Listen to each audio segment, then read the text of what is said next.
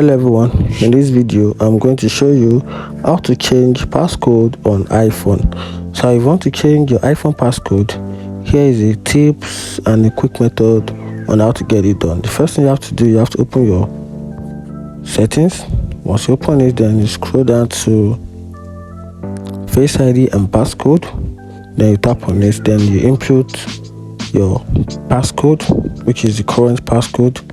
You input it, then right here you have another option to change your passcode, and that is under turn off password.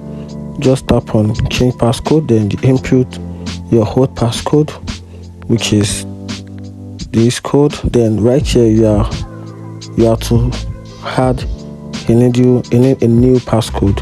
So before you add a new passcode, you have another option where you can decide to adjust your iPhone passcode option.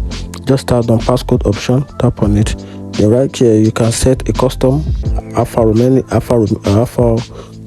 code or a custom numeric code, or you can simply go for 4-digit numeric code. It depends on you. So if you want something short, you can just simply go for the 4-digit numeric code. Once you do that, then you input your 4-digit numeric code, then you tap on done, and that is how to change passcode on iPhone. If you find the video helpful, like and follow for more. Thank you.